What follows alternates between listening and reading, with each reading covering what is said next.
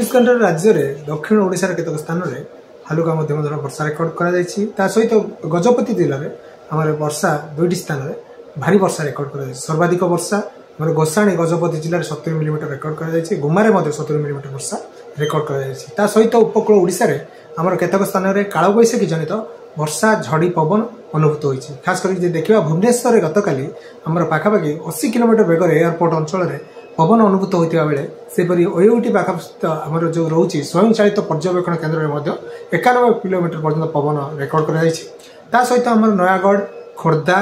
एवं आमर जोटा रोचे गंजाम एवं जो जाजपुर ए जिला गुड़िक गोटे दुईट स्थान में कुआपथर वर्षा अनुभूत होती बर्तमान जो देखा आम पाणीपाग जो स्थिति रोचे गोटे निम्नचाप रेखा जोटा दक्षिण झारखंड रु बाहरी राजस्थान जाए लंबी जहाँ उत्तर ओडिशा मध्य अतिक्रम करो पाणीपागर नियामक रोचे प्रभाव में जोटा समुद्र मध्य जलीय बाष्पूर्ण वायु आसूची वायुमंडल मध्य भाग में देखा जो शुष्क वायु रोचे पश्चिमा दिगरू ताहा प्रभाव परस्पर सहित प्रतिक्रियाशील हो केतक स्थान में आम वर्षा अनुभूत होगार संभावना रोचे ताकू लक्ष्य करके आम चेतावनी जारी करूँ वर्षार प्रभाव आगामी 3 दिन पर्यंत मुख्यतः रही किसी स्थान में भारी वर्षा रही संभावना रोचे डे 4 और डे 5 जोटा कि आम देखा आज हूँ 7 तारीख और डे 4 डे 5 जोटा कि 10 और 11 तारीख में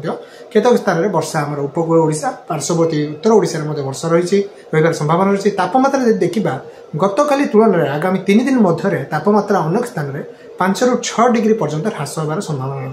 रही जो स्थिति रही तापमात्रा बर्तमान जो गरम स्थिति थिला ताकू बर्तमान धीरे धीरे आम अनुकूल होउछि पाग ताती दृष्टि एवं यही जो स्थिति आगामी 5-6 दिन पर्यंत राज्य में लगी रही संभावना रही आगामी 24 घंटा आमर जो ओडिशा उपकूल आखपाख अंचल में पवन बेग 40 ରୁ 50 किलोमीटर बेग तेणु समुद्र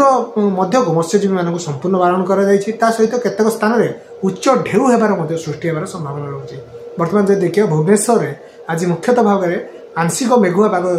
आकाश मेघुआ रहा सहित मझे मझे हालुका वर्षा रही संभावना रही तापमात्रा 33 ରୁ 34 डिग्री मध्य रेकर्ड होबार संभावना रही।